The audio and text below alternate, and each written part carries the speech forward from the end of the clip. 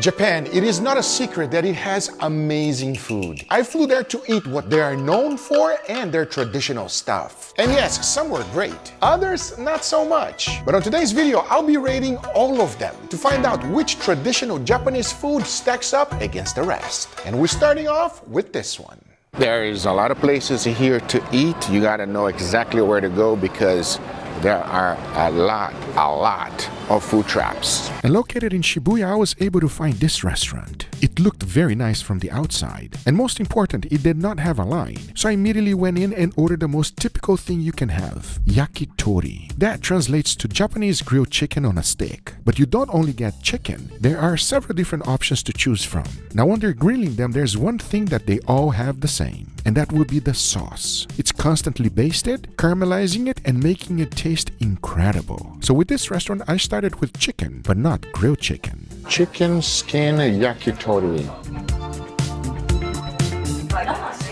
It's okay, but I have a feeling this one is going to be a lot better. Check this out. Chicken heart yakitori. Yeah, this one's good. Unagi. So tender, delicious. Chicken and shishito peppers. Oh yeah. Now I'm gonna be completely honest with you. When I walked out of the restaurant, my mic completely cut off for some reason. But here's what I had to say. This restaurant was okay, but by no means is this the place to have yakitori. First of all, it was never cooked on charcoal. But during another trip, I went to a different place called Yamodo Yakocho. It's a small street that is not only beautiful, but it's all about drinking and yakitori. And if you want to have the most authentic, I recommend going there. Even though this place here was not the best, I know yakitori is amazing. And for that reason, if you have the authentic stuff, it gets a 9 out of 10. Just stay away from any of them that does not cook on charcoal. One of the very interesting things here in Japan is that there's two ways to move. You can go above ground and also underground. That is quite interesting because I'm not used to it and we just learned something new. This just goes on and on and on. Everywhere there's way out and way in. That's so cool. Big thumbs up. Protected from the rain, from the sun. I wish I would have known this when I got here. Well, you live and you learn, because the subway in Japan is one of the cleanest in the world. And one thing to remember is that the trains are always on time. If you want to save money, move around with trains. That is exactly what I did to go to my next destination. Because before trying another Japanese classic, you gotta digest. And this is the perfect place.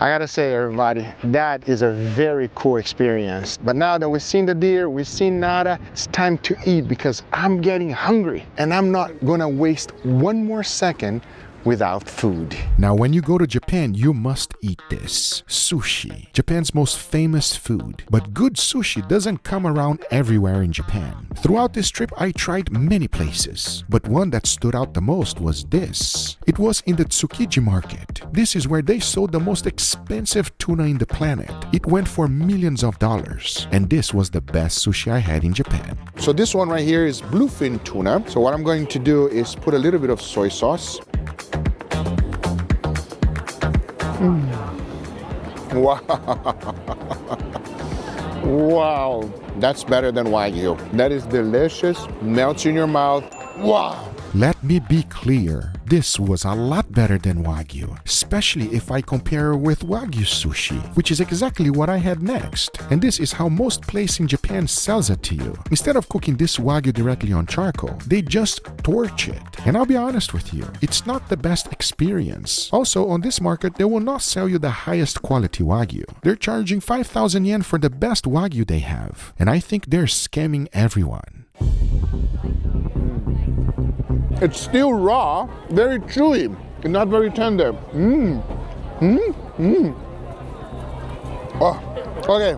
Finally, it's not the highest quality of Wagyu. It's not nice and tender. Unlike the tuna that I had before that literally melt on my mouth, this one doesn't melt as much. It's good, but you can find better. You definitely can. This gets a 1 out of 10. It was terrible and don't waste your money. Now I love Japanese culture. This next thing I thought it was going to be one of the most boring things I would do there. Surprisingly, I was wrong. Because even though it was something my kids wanted to do, in all honesty, having a calligraphy class in Japan was a true highlight. Oh, I suck.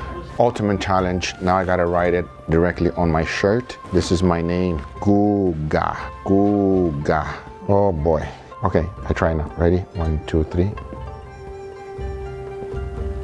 One eternity later. The teacher. Guga. Rate my skills on the comments down below. Please be nice.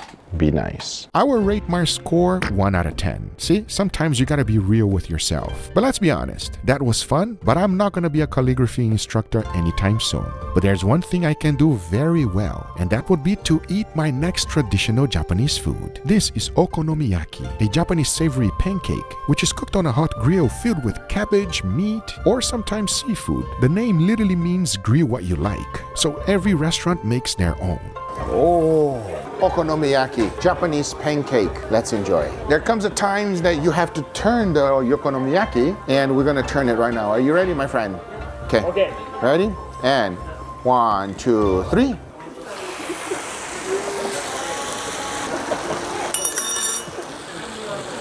This guy. It's your fault. Look, what you're so pretty. What did you do? It's your horn. We're just joking, everybody. Let's enjoy this. You just serve it like this. Okay. Oh. My very first time trying this in Japan. Never tried it before in Japan. I actually made it at home myself. Cheers.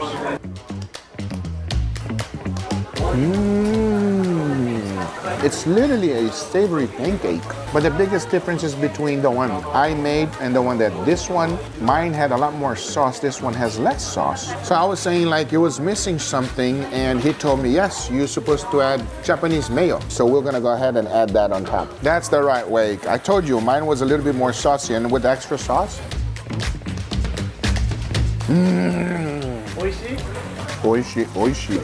Oh yeah.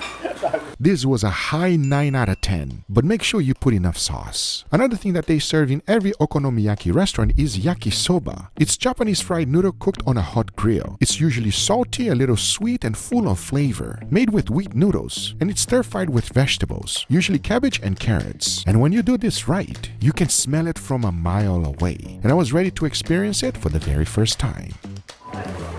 Ochi. Very good, but I like the okonomiyaki better. Yes, you agree? Yakisoba was not my favorite. Definitely okonomiyaki is much better. With that being said, I'm giving yakisoba a 7 out of 10 because I was extremely excited for what was about to come next. Ramen. Japanese comfort food. It is hot, filling, and full of deep flavor. Now the funny thing is that there are many different types of ramen in Japan, but one thing is undeniable. People take it very seriously. And if you're about to experience ramen for the very first time, find a place like this. Small, authentic, and if possible, eat it during the winter time. Got a ramen on a nice cool day. On this location, there's one guy working. He takes the order and he also cooks every dish. And very good, very good. It's amazing, everybody. Crazy how good this is. Believe me when I tell you, friends, you can have one different ramen every single day and you won't have them all because there's so many different variations. The one I just had was tonkatsu, and even though it was simple, it was 10 out of 10. Now there's a lot of things in Japan, there's a lot of wonderful foods, but there is also many temples. Japanese temples are peaceful places where people slow down, pray, and relax. You will find wooden buildings, incense smoke, stone statues, and quiet gardens, often right in the middle of busy streets. They feel calm, old, and full of history. This is one of them, but there are many, and it is one of those places that just brings joy to my heart. That sounded cheesy, but it's just nice. This was my 5th visit to Japan, and every time I go, I fall in love even more. There's one other food that you must try in Japan. You probably are familiar with it, especially if you love anime. However, you have to try it from the source. And here we have onigiri, everybody. Japanese rice ball. Now there's several different options. This one specifically is salmon roll. This one is nice and fresh and it's still warm. I've never had an onigiri nice and fresh. Check out the inside. They're not being cheap at all. Very delicious. 10 out of 10. Will highly recommend, everybody. Don't be afraid. Wow. Wow. As I said it before, there are so many different options. Even if you don't like raw food, they have it. And a quick tip. If you don't know how to read, you can use Google Translator to help you out. Because as you can clearly see, the options are endless. And for that reason, this is the perfect street food. And it has to get a 10. But onigiri is extremely popular. This next one is not so much. And it's soba, which is Japanese noodle made from buckwheat. They're light, healthy, and super smooth if done right. But there's one thing that is extremely important when you're eating soba noodles, and that would be the dipping sauce. Now the interesting thing is that everyone has different recipes, but it does not matter where you try. One thing is for sure, it's a must-have. First time having soba noodles, everybody. I have no idea what to expect. It's cold, chewy, not a lot of flavor. Actually, no flavor at all. I'm gonna go ahead and do something different here. A little bit more of the soba noodles going in. Let's give this another try.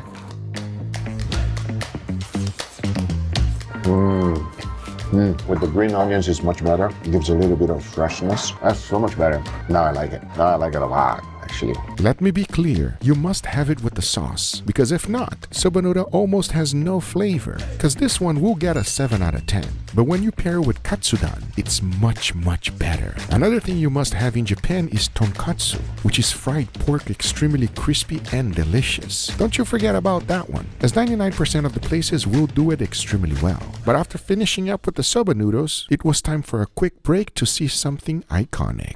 Before we get to the next spot, there's one thing I gotta say. Traveling in Japan like this, eating the most traditional food in the planet is amazing. But it only works if you save for it and know the exchange rates. That's why this trip has been powered by Revolut. And if you're new to Revolut, they're even giving new users a $20 bonus just for signing up. That's a nice little win before the trip even starts. Revolut is a global financial app used by over 70 million people worldwide. And the whole idea is simple. Find money freedom wherever you are. For me, money freedom means I'm in Japan, paying in yen, checking my balance in dollars, and not worrying about hidden fees all on my phone. With Revolut, I can spend in over 25 currencies with just one card. Exchange money right in the app with great rates, and even withdraw cash without ATM withdrawal fees at in-network market ATMs. Trust me, you need some cash in Japan. That's huge when you're bouncing between food spots all day. And when you're traveling, control is everything. I can freeze my card, use virtual or disposable cards, track every transaction, and get 24/7 support right in the app. That peace of mind matters. So if you want to manage your money your way, at home or on the other side of the world, check out Revolut. And right now, when you sign up through my link, you can get $20. Thanks Revolut for sponsoring this video. Now back to Japan. So now we're gonna do a quick pit stop here at the monkey park. I cannot wait to get there. However, we got a lot of climbing to do. Oh.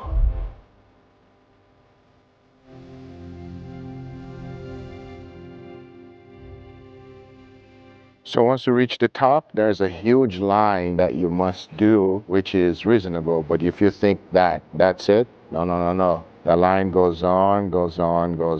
That's one thing that they don't show you on the brochure, everybody.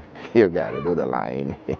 One long, angry line later. This line never ends, everybody. I'm serious. I'm not even joking. I mean, take a look at this. Let me just show you guys what the situation is like. If you think it's gonna be over, no. Look up there on top of the mountain. All of this just for us to see some monkey on a hot tub. Yeah. Am I gonna do the line? You better believe I'm gonna do the line. Found myself a toilet. There's a toilet right here. You gotta go off your way a little bit in case you wanna come here. They ask for a small donation, which is very reasonable, everybody, because when you gotta go, you gotta go. Let's go see these monkeys. After an hour and a half of climbing and going through it, we have arrived. You can see the monkeys everywhere, everybody. They're really cute, and you can see that they're having a great time on the onsen right there. They're just enjoying that wonderful hot bath. I wouldn't mind getting one right now, but the amount of people there is right here, it's absolutely insane. Monkeys are cool, very nice, love it. Now, let's get to food because I'm hungry. Let's go. And our next food is extremely popular throughout Japan. It's crispy fried food, which has a very light, thin batter, so it stays crunchy and fresh. Now, there's many different types of tempura. You can have it with seafood, vegetables, but let's be honest, the classic is tempura shrimp. So let's go ahead and try the shrimp first, the most popular. Look at the flakiness of that thing. Do you eat the tail too? Yeah. Really? 尻尾も食べれますよね。尻尾も食べれます。Yes, you can eat. Will you try? Oh, I don't know about that. Let's go ahead and try it. So we're gonna little dunkage. Oh, so good. It is so flaky and light. And the batter is nice and crispy. Very good. Very good. The tail? Will you try? The chef say you can eat the tail. Oh, let me see. I gotta try. No. Not for me. Not for me. Okay. That tail was hard, flavorless, and it's a no for me. Tempura, on the other hand, gets an 8 out of 10. Now, there's one other traditional Japanese food you must have, and that would be miso soup. Most people know exactly what this tastes like. It's salty comfort food at its finest, made from fermented soybean paste. I'm pretty sure you've tasted one. And of course, miso soup. Known worldwide, everybody. Doesn't get any more simple than this.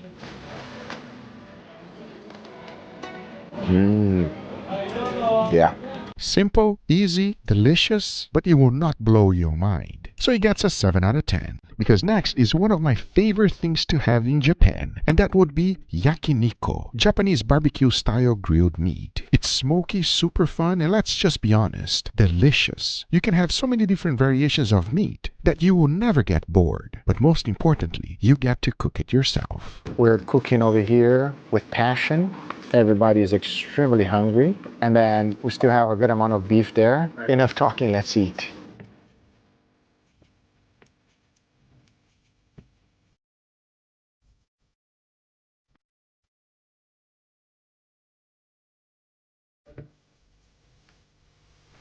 So good. Oh man. So good. Yakiniku is a must, but I'll be honest with you, there's not much difference experiencing it in the US versus Japan. The only difference is the quality of meat. So this has to be a 10. And there we have it, the most traditional Japanese foods ever. Let me know in the comments down below which one caught your attention. And if you disagree with me, let me know in the comments down below. Let me have it, everybody, because we gotta say one thing. Japan is amazing and the food is delicious. I hope you guys enjoyed this video. If you did, hit that thumbs up. If you're not a subscriber, be sure to subscribe. And we'll see you guys on the next one. Take care, everybody. Bye-bye.